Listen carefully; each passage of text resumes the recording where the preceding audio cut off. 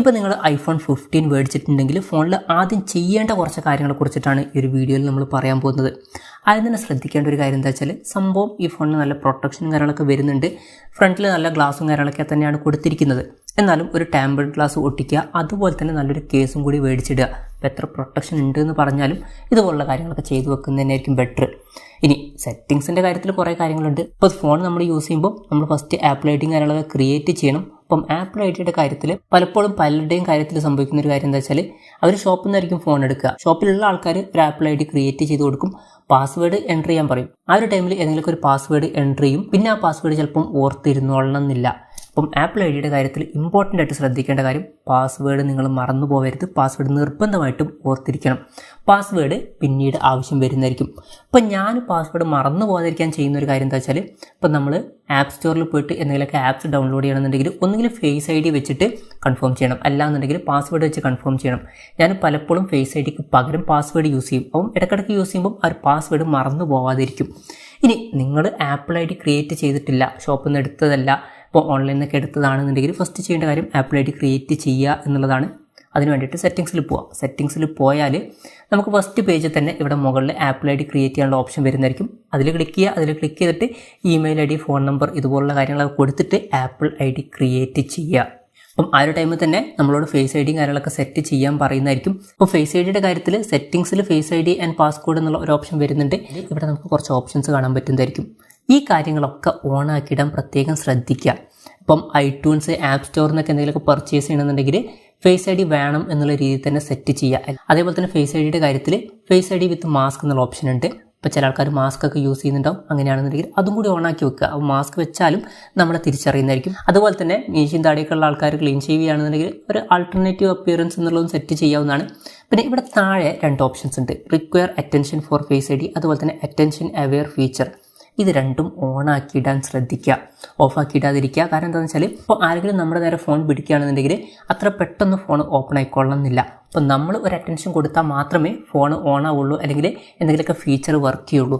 അപ്പം ഇത് രണ്ടും ഫേസ് ഐ ഡിയിൽ ഓണാക്കിയിടാൻ ശ്രദ്ധിക്കുക. പിന്നെ ബാറ്ററിയുടെ കാര്യമാണ് ഇനീഷ്യലി ശ്രദ്ധിക്കേണ്ട ഒരു കാര്യം. അതിന് വേണ്ടിയിട്ട് ഫസ്റ്റ് സെറ്റിങ്സ് ഓപ്പൺ ചെയ്യുക. സെറ്റിങ്സ് ഓപ്പൺ ചെയ്തിട്ട് ജനറൽ എന്നുള്ള സെക്ഷനിലോട്ട് പോവുക. അതിൽ എബൌട്ട് സെക്ഷനിലോട്ട് പോവുക.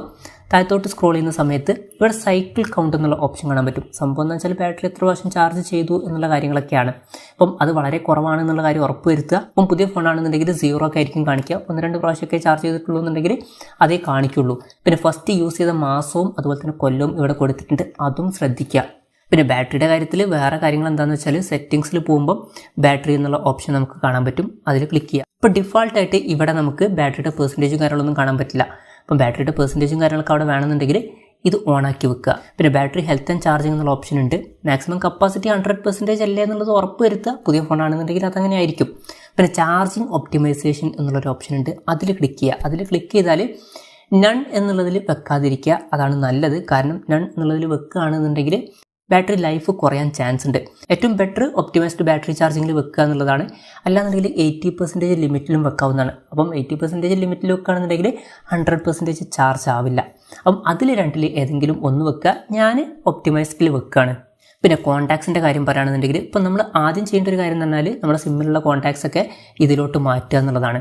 അപ്പം സെറ്റിങ്സിലോട്ട് വരിക. സെറ്റിങ്സിലോട്ട് വന്നിട്ട് താഴത്തോട്ട് സ്ക്രോൾ ചെയ്യുന്ന സമയത്ത് കോൺടാക്ട്സ് എന്നുള്ള ഓപ്ഷൻ കാണാൻ പറ്റും. അതിൽ ക്ലിക്ക് ചെയ്യുക. അതിൽ ക്ലിക്ക് ചെയ്താൽ ഇമ്പോർട്ട് സിം കോൺടാക്ട്സ് എന്നുള്ള ഓപ്ഷൻ കാണാൻ പറ്റും. അതിൽ ക്ലിക്ക് ചെയ്യുക. അതിൽ ക്ലിക്ക് ചെയ്യുകയാണെന്നുണ്ടെങ്കിൽ നമ്മുടെ സിമ്മിലുള്ള കോൺടാക്ട്സ് ഒക്കെ നമ്മുടെ ഫോണിലോട്ട് ട്രാൻസ്ഫർ ആവുന്നതായിരിക്കും.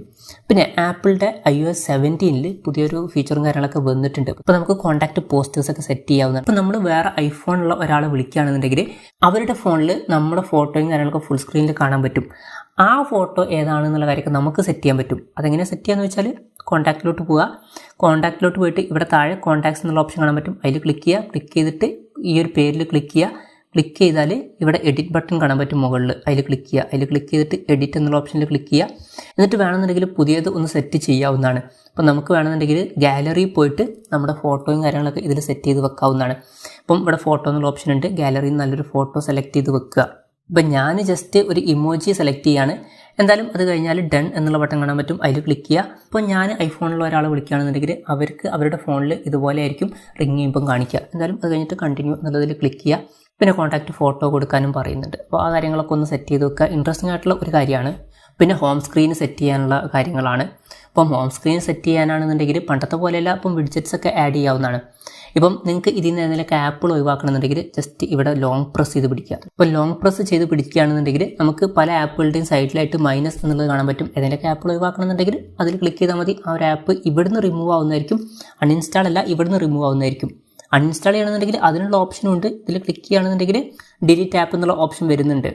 പിന്നെ വിഡ്ജറ്റ്സ് ആഡ് ചെയ്യണമെന്നുണ്ടെങ്കിൽ ലോങ് പ്രസ് ചെയ്തതിന് ശേഷം മുകളിൽ പ്ലസ് ബട്ടൺ കാണാൻ പറ്റും. അതിൽ ക്ലിക്ക് ചെയ്യുക. അതിൽ ക്ലിക്ക് ചെയ്തിട്ട് നമുക്ക് ഇഷ്ടമുള്ള വിഡ്ജറ്റ്സും കാര്യങ്ങളൊക്കെ ഇതിലോട്ട് ആഡ് ചെയ്യാവുന്നതാണ്. ഇപ്പം നിങ്ങൾക്ക് വെതർ വേണ്ട, അതിന് പകരം ഫോട്ടോസ് വെക്കണമെന്നുണ്ടെങ്കിൽ അത് ചെയ്യാവുന്നതാണ്. പിന്നെ വിഡ്ജറ്റ്സിൻ്റെ കാര്യത്തിൽ കോൺടാക്ട്സിൻ്റെ വിഡ്ജറ്റ്സും നമുക്ക് ഇതിലോട്ട് ആഡ് ചെയ്യാവുന്നതാണ്. അത് നല്ല യൂസ്ഫുൾ ആയിട്ടുള്ളൊരു ഫീച്ചറായിട്ടാണ് എനിക്ക് തോന്നിയിട്ടുള്ളത്. അപ്പം ഏതെങ്കിലും ഒരു കോൺടാക്ട് നമ്മൾ ഇങ്ങോട്ട് ഫ്രണ്ടിലോട്ട് ഇടുകയാണെന്നുണ്ടെങ്കിൽ ആ ഒരു കോൺടാക്റ്റിൻ്റെ താഴെ കോൾ ബട്ടണും മെസ്സേജ് ബട്ടണും കാണാൻ പറ്റും. അപ്പം ജസ്റ്റ് അതിൽ ക്ലിക്ക് ചെയ്താൽ നമുക്ക് ഡയറക്റ്റ് അവർക്ക് കോൾ ചെയ്യുക, അല്ലാന്നുണ്ടെങ്കിൽ മെസ്സേജ് ഒക്കെ ചെയ്യാവുന്നതാണ്. പിന്നെ ഹോം സ്ക്രീനിൻ്റെ കാര്യം പറയുമ്പോൾ തന്നെ പറയേണ്ട ഒരു കാര്യമാണ് വാൾപേപ്പർ. വാൾപേപ്പർ സെറ്റ് ചെയ്യാൻ സെറ്റിങ്സിൽ പോവുക. സെറ്റിങ്സിൽ പോയാൽ വാൾപേപ്പർ എന്നുള്ള ഓപ്ഷൻ കാണാൻ പറ്റും. അതിൽ ക്ലിക്ക് ചെയ്യുക. അതിൽ ക്ലിക്ക് ചെയ്താൽ ആഡ് ന്യൂ വാൾപേപ്പർ എന്നുള്ള ഓപ്ഷൻ കാണാൻ പറ്റും. അതിൽ ക്ലിക്ക് ചെയ്താൽ കുറേ വാൾപേപ്പേഴ്സിൻ്റെ ഓപ്ഷൻസും കാര്യങ്ങളൊക്കെ വരുന്നതായിരിക്കും. ഇനി നമ്മുടെ തന്നെ ഫോട്ടോസ് വേണമെന്നുണ്ടെങ്കിൽ സെറ്റ് ചെയ്യാവുന്നതാണ്. ഫോട്ടോസ് എന്നുള്ള ഓപ്ഷൻ ഉണ്ട്, അതിൽ ക്ലിക്ക് ചെയ്യുക. ക്ലിക്ക് ചെയ്തിട്ട് നമുക്ക് ഇഷ്ടമുള്ള നമ്മുടെ ഫോട്ടോ വാൾപേപ്പറായിട്ട് സെറ്റ് ചെയ്ത് വെക്കാവുന്നതാണ്. പിന്നെ നോട്ടിഫിക്കേഷൻ വരുന്ന രീതികളൊക്കെ നമുക്ക് സെറ്റ് ചെയ്യാവുന്നതാണ്. അതിന് സെറ്റിങ്സിൽ പോവുക. എന്നിട്ട് നോട്ടിഫിക്കേഷൻസ് എന്നുള്ള ഓപ്ഷൻ കാണാൻ പറ്റും. അതിൽ ക്ലിക്ക് ചെയ്യുക. അപ്പം ഇതിൽ എങ്ങനെ നോട്ടിഫിക്കേഷൻസ് വരണം എന്നുള്ളതൊക്കെ ഇവിടെ കൊടുത്തിട്ടുണ്ട്. പിന്നെ നമുക്ക് ഏതെങ്കിലുമൊക്കെ ആപ്പുകളുടെ നോട്ടിഫിക്കേഷൻ വേണ്ട എന്നുണ്ടെങ്കിൽ അത് നമുക്ക് ഒഴിവാക്കാവുന്നതാണ്. അപ്പോൾ ഉദാഹരണത്തിന് ഈ ഒരു ആപ്പിൻ്റെ നോട്ടിഫിക്കേഷൻ എനിക്ക് വേണ്ട, അപ്പം അത് അലോ നോട്ടിഫിക്കേഷൻ എന്നുള്ളത് ഓഫാക്കി വെച്ചാൽ മതി. അപ്പോൾ നോട്ടിഫിക്കേഷൻ ഡിസേബിൾ ആവുന്നതായിരിക്കും. പിന്നെ എങ്ങനെയാണ് നോട്ടിഫിക്കേഷൻ വരേണ്ടത് എന്നുണ്ട്. ബാനർ നോട്ടിഫിക്കേഷൻ മാത്രം വേണ്ടെന്നുണ്ടെങ്കിൽ അത് മാത്രം ഓഫാക്കാനുള്ള ഓപ്ഷനും കാര്യങ്ങളൊക്കെ ഇതിലുണ്ട്. പിന്നെ റിംഗ് ടോൺസിൻ്റെ കാര്യമാണ് പിന്നെ പറയാനുള്ളത്. അപ്പം റിംഗ് ടോൺസിൻ്റെ കാര്യം സെറ്റ് ചെയ്യണമെന്നുണ്ടെങ്കിൽ സെറ്റിങ്സിൽ പോവുക. സെറ്റിങ്സിൽ പോയാൽ സൗണ്ട്സ് ആൻഡ് ഹാപ്റ്റിക്സ് എന്നുള്ള ഓപ്ഷൻ കാണാൻ പറ്റും. അതിൽ ക്ലിക്ക് ചെയ്യുക. അതിൽ റിംഗ് ടോൺ എന്നുള്ള ഓപ്ഷൻ കാണാൻ പറ്റും. പിന്നെ ആപ്പിളിൻ്റെ ഫോണാണ്, അധികം റിംഗ് ടോൺസ് ഒന്നുമില്ല, കുറച്ച് റിംഗ് ടോൺസ് ഉണ്ടാവും. അതിൽ നിന്ന് ഏതെങ്കിലുമൊക്കെ സെലക്ട് ചെയ്യേണ്ടി വരും. പിന്നെ വേണമെന്നുണ്ടെങ്കിൽ കസ്റ്റം റിംഗ് ടോൺ സെറ്റ് ചെയ്യാവുന്നതാണ്. അതിനെ പറ്റിയിട്ടുള്ള ഒരു വീഡിയോ നമ്മൾ മുമ്പ് ചെയ്തിട്ടുണ്ട്. താല്പര്യം ഉണ്ടെന്നുണ്ടെങ്കിൽ കാണാവുന്നതാണ്. താഴെ ഡിസ്ക്രിപ്ഷനിൽ അതിൻ്റെ ലിങ്ക് കൊടുക്കുന്നുണ്ട്. പിന്നെ പലർക്കും ഐഫോൺ മേടിച്ചിട്ട് ഐഫോണിൻ്റെ ആ ഒരു സ്ഥിരം കേൾക്കുന്ന റിംഗ് ടോൺ തന്നെ വേണം എന്നുണ്ടാവും. അപ്പം ആ ഒരു റിംഗ് ടോൺ ഏതാണെന്ന് വെച്ചാൽ ഇപ്പം താഴത്തോട്ട് സ്ക്രോൾ ചെയ്യുമ്പോൾ ക്ലാസിക് എന്നുള്ള ഓപ്ഷൻ കാണാൻ പറ്റും. അതിൽ ക്ലിക്ക് ചെയ്യുക. അതിൽ ക്ലിക്ക് ചെയ്താൽ ഓപ്പണിംഗ് എന്നുള്ള ഒരു റിംഗ് ടോൺ കാണാൻ പറ്റും. അതാണ് പൊതുവേ ക്ലാസിക്കായിട്ട് ഐഫോണുകളിൽ കാണുന്ന റിംഗ് ടോൺ.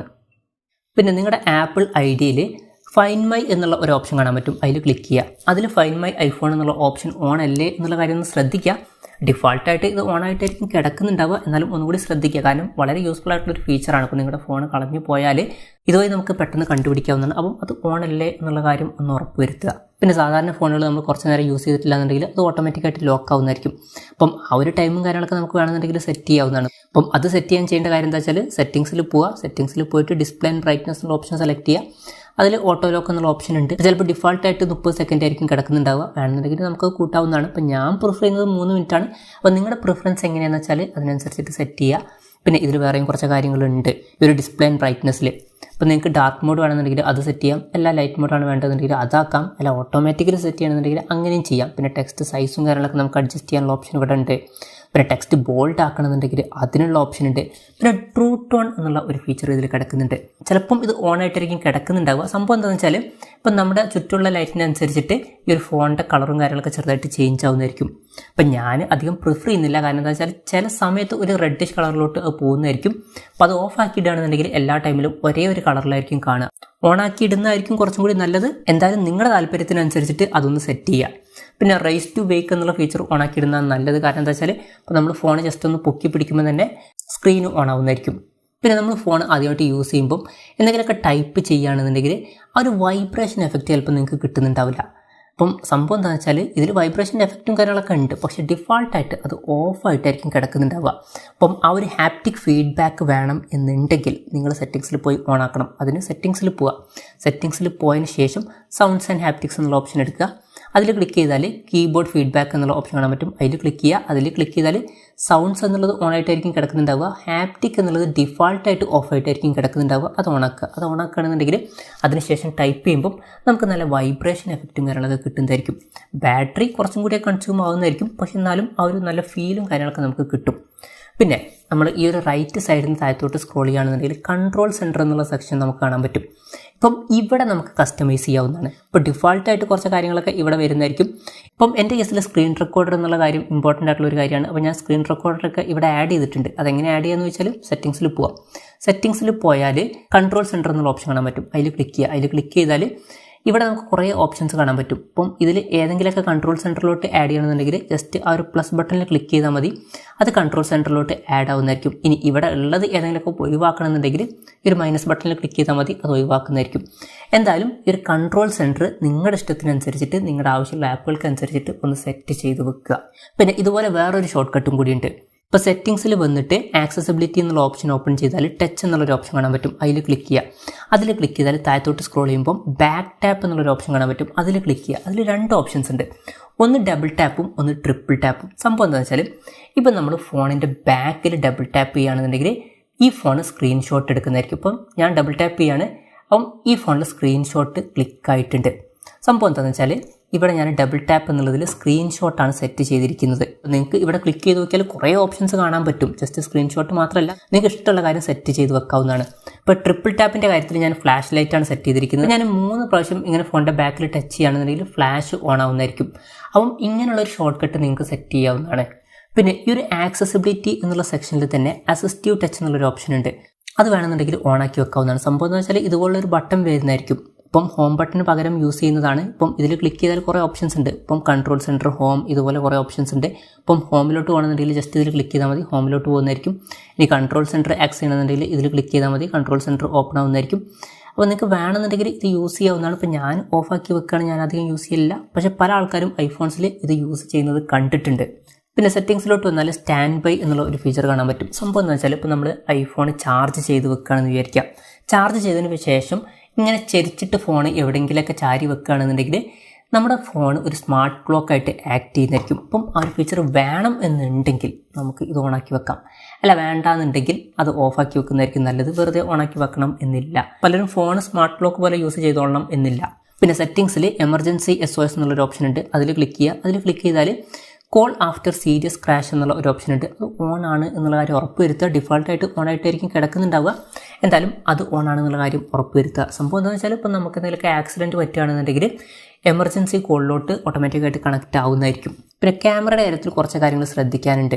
ഇപ്പോൾ ക്യാമറയുടെ കാര്യത്തിൽ ഡിഫോൾട്ടായിട്ട് 24 മെഗാ പിക്സലിലാണ് ഫോട്ടോ ക്ലിക്ക് ആവുക. ഇപ്പോൾ നമ്മൾ സെറ്റിങ്സിലൊന്നും മാറ്റം വരുത്താതെ നേരെ ക്യാമറ എടുത്ത് നോക്കുകയാണെന്നുണ്ടെങ്കിൽ 48 മെഗാ പിക്സലിൻ്റെ മോഡും കാര്യങ്ങളൊന്നും കാണാൻ പറ്റില്ല.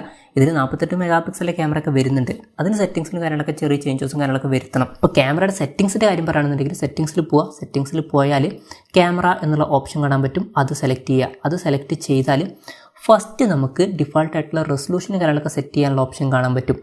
ഇപ്പം വീഡിയോ ഏത് റെസൊല്യൂഷനിൽ റെക്കോർഡ് ചെയ്യണം എന്നുള്ളത് കൊടുത്തിട്ടുണ്ട്. ഇപ്പം 4K വേണമെന്നുണ്ടെങ്കിൽ അതൊക്കെ നമുക്ക് സെറ്റ് ചെയ്യാവുന്നതാണ്. അതുപോലെ തന്നെ സ്ലോ മോഷൻ്റെ കാര്യത്തിലും സിനിമാറ്റിക് വീഡിയോയുടെ കാര്യത്തിലൊക്കെ റെസൊല്യൂഷൻ നമുക്ക് സെറ്റ് ചെയ്യാം.